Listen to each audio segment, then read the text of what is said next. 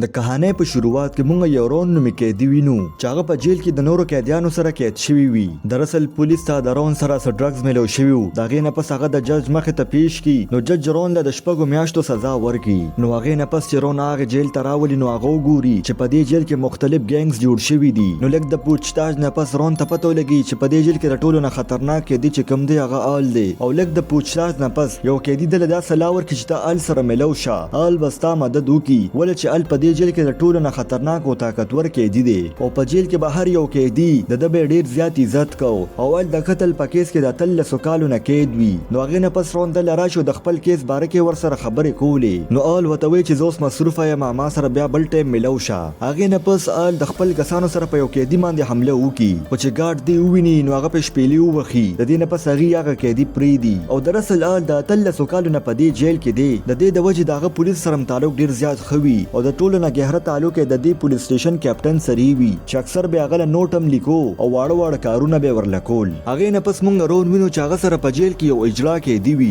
نو هغه ورته دا وایي چې خبروي چې تر دې د کسانو سره پنګ نه اخلي کني دوی به د ژوندې تیر کی. هغه نه پس یو سایکومایک نومي کې دی رون ته وایي چې پتا ډیر زر حمله کې دوه والا ده. نو هغه اجرا کې دی رون ته وایي چې ته زر سر یو وړو کې شان چاکو تیار کا چې ته په خپل بچاو کې. په سبا باندې رون آل لاړ شو دا ورته وایي چې مال یو 13 چاکو راکا یا به کمزې کې دا ملو شي. او د سایکومایک خبره باره کې مرته وي نو ول وتوي چې ستا سزا ډیره کمه ده او خدل ته لانجې کونجې کې نو ستا سزا به نورم زیاته شي. هغه نه په سال د خپل کسانو سره مایک لور شي ورته دا وي چې رون زما رشتہ دار دی او کوغه تم څه تکلیف ورورسونه د بدلې د پاره به زرا زما. نو مایک چې دا خبره ورونه غډیر زیات ویریږي او هغه ال ته وي چې داسې بس نه کیږي. او زر رونم د دوی ګنګ سره ګرځیدل شروع کی. یو ورځ د آل ګروپ والا په بره چت کې شراب سکي نو د دې باره کې ګارد ته پته ولګي. نو هغه زر د تلاشي لپاره داغي طرف ته ور روان شي. خدای نه مخکې رون دوی خبردار کی خو شراب ډیر زیات وي. د دې د وجه هغه ګارد والا دوی گیر کی او رون هم ورسره گرفتار کی او داغي نه پس هغه په بیلو جیلونو کې بند کی. نو ال چې د رون د خبره نه خبر شنو هغه د دنه ډیر متاثر شي چې د خپل ځان پروا نه کړو زما مرګري بچ کړل. هغه نه پس ال د یو کې دی په لاس باندې رون نه نوٹ ورولې کې ورته دا وایي چې کله تا نه پوښتاچ کیږي نو ته ورته چې ما سم نه دی کړی. داغي نه پس چې رون پوښتاچ لرو غواړي نو ورته دا وایي چې زما د یو ګنګ سره تعلق نشته زه صرف هغه ځای باندې تیردم خو ځای گرفتار کړم. داغي نه پس هغه قیدیانو له یو کال سزا نورم زیاته کړه خو رون بچ شو. هغه نه پس رون اور لراشو دغه شکریا ادا کی. هغه ټیم کې سکیدیان راغون شوی نو رون وګوري چې اوکې دی سکیدیان په چاکو باندې وخیو مړی کی. نو رون چې دا وګور هغه ډیر زیات ویریږي. نو ول ته مثبت ولګي چې رون یو معصومه قیدی دی هغه د داسې ماحول لپاره نه دی جوړ. نو ول کیپټن سره خبره وکي او هغه د جیل هسپتال ته شفت کی. خو یو څو ورځې پس کیپټن راشو دا ورته وی چې ما د آل په ویلو باندې ته د هسپتال ته راولېګلی خو هغه غواړي چې زه تا په خپل ګینګ کې شامل کم. نو ول ته به صحیح سلامتي. هغه نه پس رون د هسپتال نه روزي او ال سره ملاویدو د لپاره ګراوند ته راشي. نو ول ته موږ ګورو چې افرو امریکن ګینګ والا هغه جلوس وکړو دا وایي چې موږ به یو کارم نه کوو. نو هغه ځای کې د قیدیانو په منځ کې چې جګړه شروع کېدو والا وی هغه ځای کې ګارد سایرن بجو کی او هوایي فایرینګ شروع کی چې سره ټول قیدیان پس مګه باندې پروزي او هغه نه پس هغه د قیدیانو ګینتیو کې د جیل طرف ته ولېږي. نو ګارد ته پته لګي چې دغه لانجې دوران کې ډېر قیدیان مړ شو. اوس په جیل کې لاک ډاون ولګېدو او 25 غنټې پس کیپټن آل سره ملاویدو د لپاره راشي. نو هغه کیپټن ورته وایي چې د خپل بروسمن مرګرو سره د کچن کار سنبال کا چې د نورو قیدیانو د لپاره تم خوراک جوړ کړي. نو آل یو ګارد ته وایي او رونم کچن ته روغواړي او هغه ځکه په ټیبل کې نه او ګرم خوراک ورل ورکی. او آل رون ته د دې جیل د رول باره کې لګیاوي خبرې کوي. خورون خبره کټ کې دا ورته وایي چې ته زما د دومره مدد ولې کې یو میاش مخ کې خو تازه پیژندم امنا. نو آل وته وایي چې زم ستا په عمر کې جیل ته راغلی وم او هغه ټیم کې زه بالکل یوازې وم او ما سره څوک هم نه و. زه ډیر زیات پیریدلی وم. د دې د وجې زه نه غواړم چې تا سره داسې څه وشي. اوس څه وخت تیر شي او رون د آل د ګینګ یو ممبر جوړ شو. نو آل دله دا مشوره ورکړه دا ورته وایي چې تر جیل لایبرری کې کار ولې نه کوې ته به یو کورس هم وکړي او ستا د خبر ته د وجې به تا ته پوینټس هم میلو شي. نو کیدای شي چې په بله سنوایي کې جج تا رها کړي. نو هغې نه پس رون د حجام کار هم شروع کړ او په لایبرری کې به هم کار کو او هر څه ډیر صحیح روانو. خو دا ډیر وخت پورې نه دا د طوفان نه مخکې خاموشي ده. د کورس په دوران کې د یو سړي نظر په رون باندې ورشي چې د دې قیدي جونسن نوم وي. او یو ورځ چې رون په باتروم کې یوازې وي نو جونسن ورپسې ورشي او هغه ګیر کو او هغه سره د زبردستۍ کولو کوشش کو. هغه ځکه چې هغه ټیچر راشي نو جونسن رون پریدي چې دې سره رون ډیر زیات غوسه شي او هغه دا سوچ کوي چې د آل ګروپ ما سره نو ما په دې جیل کې یو ورځ هم نشه تیرولې. هغه نه پس هغه ته خبرونه کوي هغه یو بوډا قیدي ته چې مال د یو 13 چاکو تنظیم وکړه چې هغه نه پس سیده هغه جونسن قیدي پسې ورشي. خو هغه بوډا آل ته وایي چې رون نن چاکو غوستو. نو آل زر دغه کمرې ته ورشي او ورته دا ووایي چې تا سره سمو شو دا بالکل غلطه وشوه او ستا چې کم د بدلې اور د دام صحیح دی خو که تا په هغه قیدي باندې حمله وکړه او ګارډ سپته ولګېده نو په تا به یو بل کیس ولګي او ستا سزا به نورم زیاته شي او اول ورته وایي چې ستا بدله به زه واخلمه خو رون دا ځل خپله بدله په خپله اخیستل غوسته هغه جانسن پسې ورشي بغیر د سیارې نه خو هلته اول هم راشي او هغه په جانسن باندې حمله وکړي خو جانسن ډېر وي طاقتور هغه په اول باندې حمله وکړي خو د شاته نه پیرون په چاقو باندې حمله وکړي او ویې وخي چې زه راغه ځای کې د اول ګروپ والا کسان راورسي او هغې اول او رون دا غځای نه ولیږي خو بدقسمتۍ سره ګارډ اول ګیر کی ولې چې جانسن ژوندی پاتې شو او هغه ګارډ ته د هر څه باره کې ووي هغې نه پس په یو قیدي باندې جان لیوه حمله کولو د وجې دا دواړه په یو ځان له ځان له جیل کې واچي او د سنوایۍ پورې به دوی په دې جیل کې وي خو ال په لاس باندې لاس یې ښودو والا نه و هغه په څه چل باندې خپل کسانو ته ووایي چې د جانسن خاتمه وکړي هغې نه پس د آل ګروپ والا په هسپتال کې د جانسن خاتمه وکړي چې هغه زموږ خلاف ګواهي ورنکړي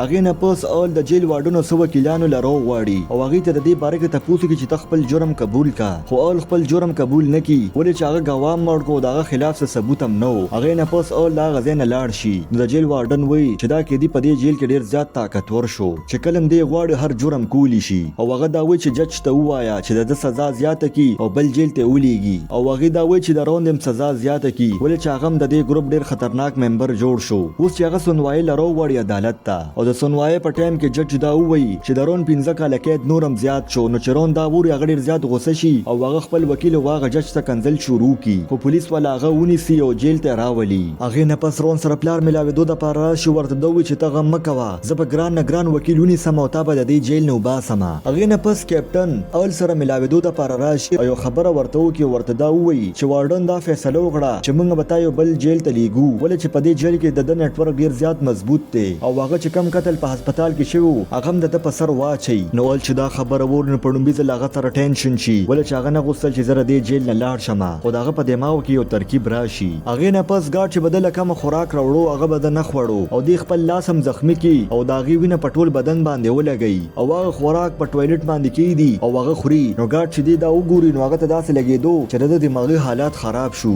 د هغې نه پس هغه منټل وارډ کې واچي او بهر چې روز هغه د ټولو نه مخکې رون سره میلو شي نو هلته چې پته ولګي چې د رون هم سزا زیاته شوه نو هغه اوس دا فیصله وکړه چې موږ به د دې جیل نه تښتو هغې نه پس آل په جیل کې په هر یو شیز باندې به نظر ساتو او هغه به دا سوچ کوو چې داسې څه وګورم چې د هغې په ذریعه باندې زه وتښتم او د ګېرېدو چانسز هم بالکل نه وي یو ورځ دوی په باتروم کې وي او د خپل ترکیب باره کې یو بل سره خبرې کوي نو دې کې یو پاگل قیدي یو شان چغې شروع کړي وي چې اول ورته وایي چوپ شه خو هغه قیدي پې اچانک حمله وکړي او د اول سینه زخمي کړي او د رون غوږ زخمي کړي او هغې نه پس ګارډ هغې دواړه هسپتال ته بوځي د هغې مرهم پټۍ وکړي نو د دې حملې نه پس ټوله قیدیان یو بل سره په لانجه کې وي خو هغه سړی د افرو امریکن د ګینګ کس وي او د هغې لیډر اول سره ملاوېدو دپاره راشي هغه ورته دا ووایي چې په تا باندې چا حمله وکړه د هغه دماغي حالات صحیح نه دي او ته به هر قیدیانو ته ووایه چې هغې دا لانجه ختمه کړي ولې چې دې کې نقصان د قیدیانو دی او ته بېغمه اوسه موږ په خپله سزا هغه کس له ورکوو خو هل هم نه غوښتل چې په دې جیل کې څه لانجه جوړه شي د دې د وجې هغه خپلو ملګرو ته ووایي چې داسې څه ونه کړې هغې نه پس هغه افرو امریکن ګینګ هغه کس مړ کړي او د ګن په ټرک کې واچي چې هغه په دې کې کرش شي او چاته پته مو نه لګي خو هل چې هغه ګند والا ټرک وویني نو د هغه په دماغو کې ترکیب راشي چې زه به د دې په ذریعه اوس تښتمه هغې نه پس آل رون ته د دې باره کې ووایي چې روزانه د ګن ټرک جیل ته ځي راځي او هغه څوک چې کوي هم نه ولې چې په هغې کې کومه کوړه واچوي هغه کرش کړي د دې د وجې د چا همت هم نه چې په هغه ټرک کې کیني او هغه ورته دا وایي چې مونږ بغیر د کرش کېدو په دې ټرک کې وځو نو مونږ به همیشه دپاره آزاد یو خو دا کار ډېر زیات خطرناک و نو هغې نه پس آل د خپل زړو ملګرو سره د دې باره کې خبره وکړي نو هغې چې د دې ترکیب باره کې ووري